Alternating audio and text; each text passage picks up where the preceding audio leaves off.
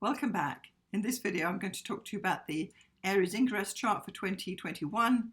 We're going to look at the actual hot quarter that's going to be unfolding from this Ingress, and we're going to have a little bit of a look at some of the interpretations I've got for you for this quarter.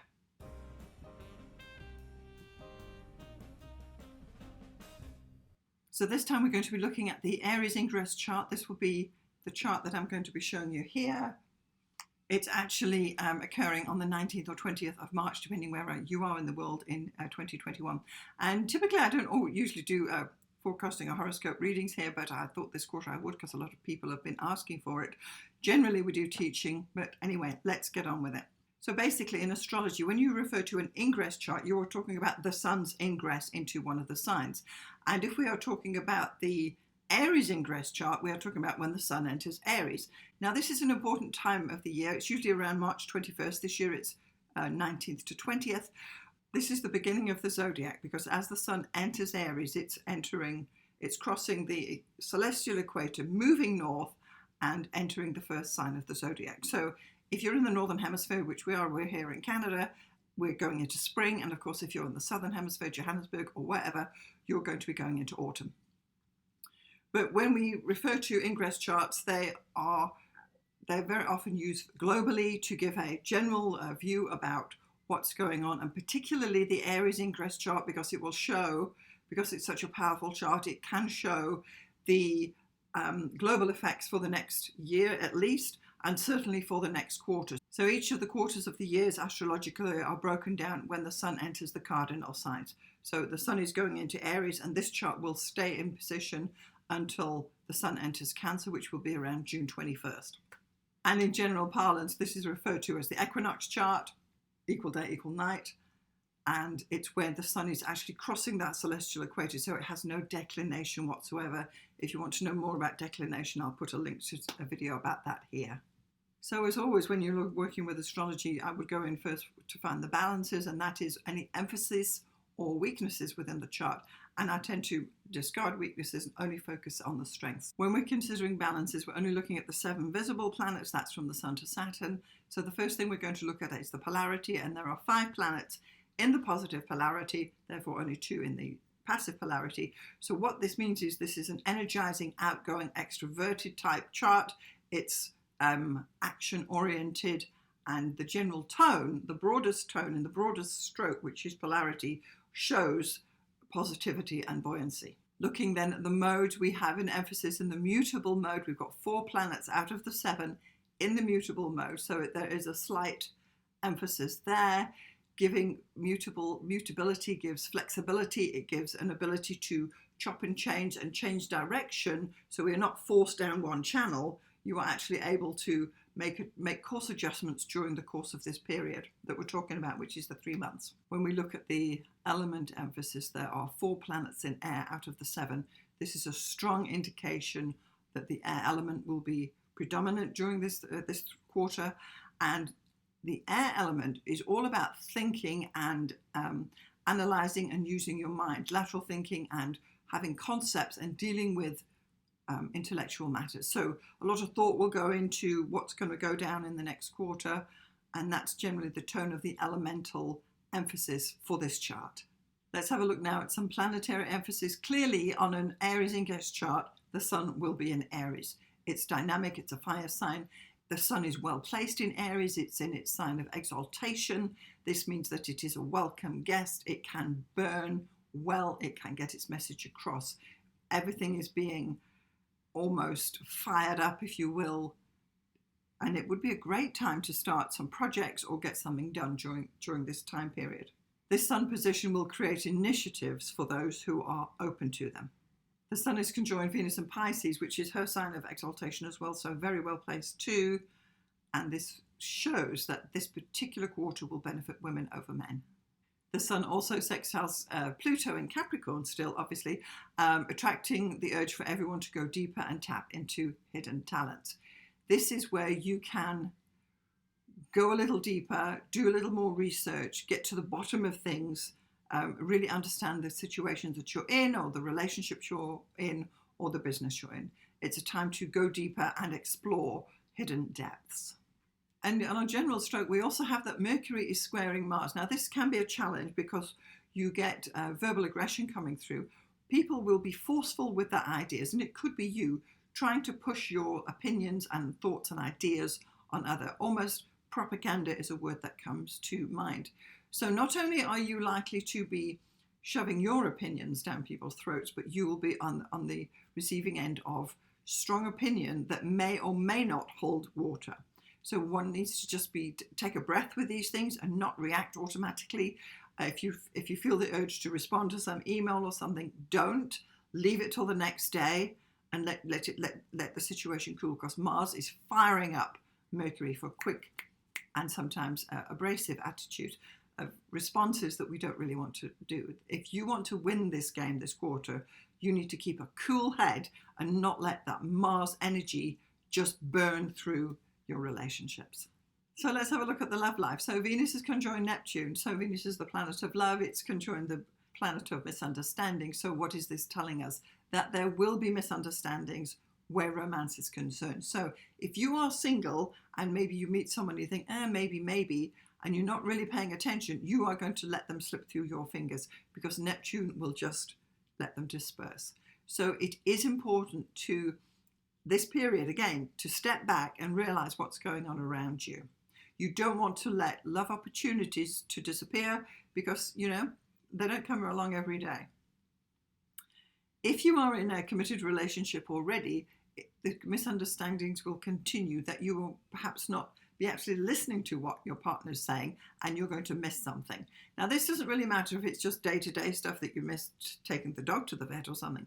But if there's some subterfuge going on in your relationship and there are clues that you are missing, that something else is going on, it will be because you're not actually paying attention. So when Neptune comes with Venus, it brings confusion in love. And you don't want to get paranoid about situations, but be a realist if you possibly can during this period and realize that maybe someone's trying to pull the wool over your eyes romantically, or you're doing it to yourself. If you feel that you're staying with this person because they're the one for you, that's one thing. But be quite clear about what your motivations are for remaining in relationships or initiating new relationships in this quarter. Let's have a look at the general mood for the quarter. So the moon is conjoined Mars in Gemini. Now this is a quick change moods. Mars will bring energy to the situation. So you could find that it's going to be going from happy to sad to elated to not. And there will be mood shifts and changes that will occur quickly. The knack is to be aware of it and to give yourself enough time to recover before you make actions on an emotional basis. Just because you're feeling upset about your job doesn't mean that you need to quit on the spot. You need to give yourself time and to pace yourself, as I've said earlier, during this quarter, because rash decisions will not benefit you now.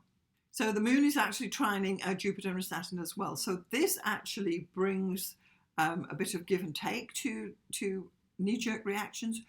It could go big or it could be held back. So in one way, you may be paralyzed through almost fear of making a change, perhaps in your life.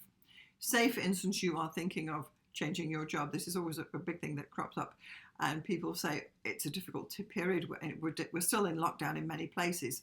But that fear of paralysis, accept that there is a fear and push through it and analyze it before reacting. It will benefit you in the long run because Jupiter is there to help you strive forward, build a bridge and move forward with your life. But if you're not careful, you will allow Saturn to just build a wall straight up that you cannot get through. And really, in life, we are supposed to be trying to be evolving. And this is what we're trying to do. Some people will be held back and fear crossing that divide, but those who have more Jupiter influence in their charts are more likely to step forward. Now, because the point is that the moon is trining both Jupiter and Saturn, it could go either way. But when you're aware of these things, you can see, I can see that that's the Jupiter pulling me, or that's the Saturn holding me back. Be aware of how your reactions and your emotional state is affecting decisions you are making during this quarter.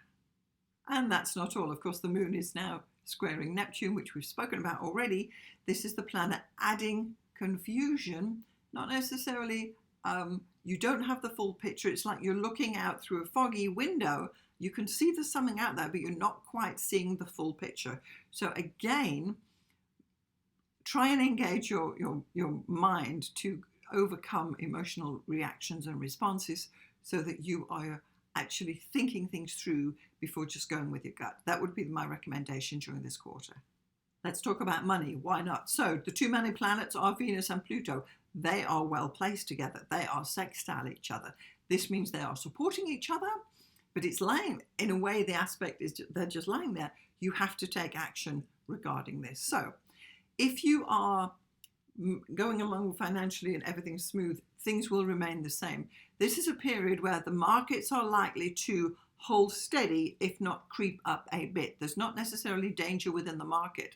And personal finances too, if you hold with what you're doing, you will prevail during this period. If you are in the stock market, this is a time to add more investments into positions you already hold. It's not a time to branch out into new positions. So if you do want to, if you've got a stock in mind and you want to buy it, or you're going to go into Bitcoin or something like that, do it before the equinox, because once the sun has gone into Aries, you need to maintain the positions you have, and that will be the best way to navigate this area financially. At this time, we can expect that interest rates will stabilize and, if anything, go up a little bit, but not that much. It's almost a whole position, but it's in a positive way. Also, if you're coming up to your tax return period during this time, the best time to send off your tax return, or anybody's tax return, is between 8 a.m. and 10 a.m. any morning, because in that place, what you have then is the sun is then in the 12th house, so you're under the radar and you are less likely to get a tax audit if you issue your tax return to them, even in the post or with an email between 8 a.m. and 10 a.m. each morning. That would be the best way to avoid being, investigated by the tax department. I mean, if that's a concern of yours, then certainly do it that way. I always send my tax return between 8 a.m. and 10 a.m. in the morning, and so far all is well. And not that there's anything going on, but you just don't want to be under the scrutiny. And you won't be if you do it during that period. So we also then want to look at the major aspect patterns. If you want to know more about that, I'll put a link to major aspect patterns right up here. So we have a mini grand trine built into this chart. So what we have is Mars is trining Saturn, and both are sextiling Chiron. Now, these are bringing the two bad boys of astrology, Mars and Saturn, the lesser benefic and the greater benefic. These are very ancient terms, but they are challenging planets in the best of times, but now they're trying together in this chart. So in a way, they are working together. It is in a trine. There should be some ease. And what we're finding is that activities which come from Mars and perhaps fears or limitations or discipline that you require in your life that's coming from Saturn can be channeled through to Chiron.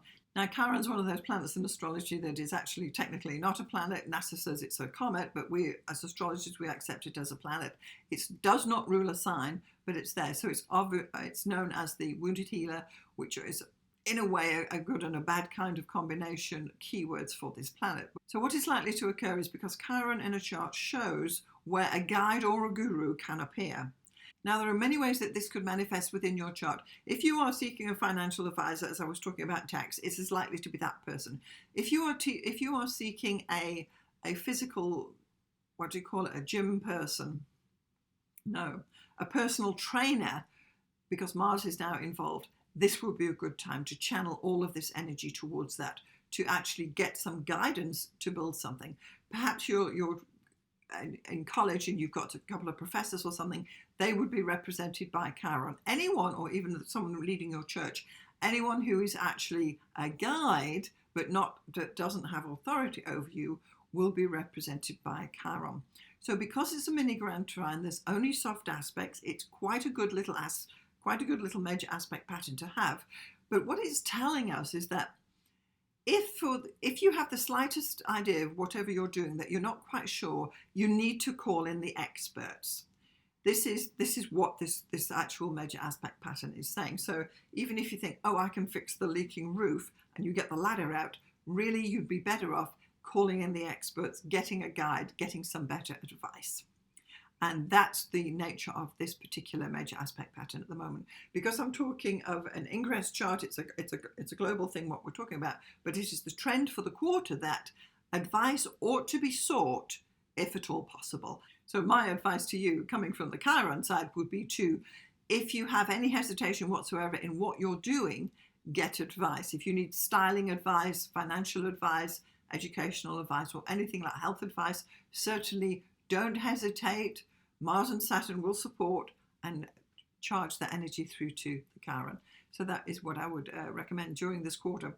So this particular fat quarters chart influence will be from around March 21 at the equinox to the solstice, which is around June 21st. So it's a full quarter of the year. It's just over 90 days, and it's a good chunk to work with, to get projects going, to get a feel for what's going on. Technically, we are fully into spring during this period here in the Northern Hemisphere, and it's a whole season of the year where things can get done. But this chart sets the tone for the whole season, for the whole quarter. So the question really is that when the sun enters Aries, which house will it be in your chart? You would want to consider that, because a lot of the energy will be focused in that area for you.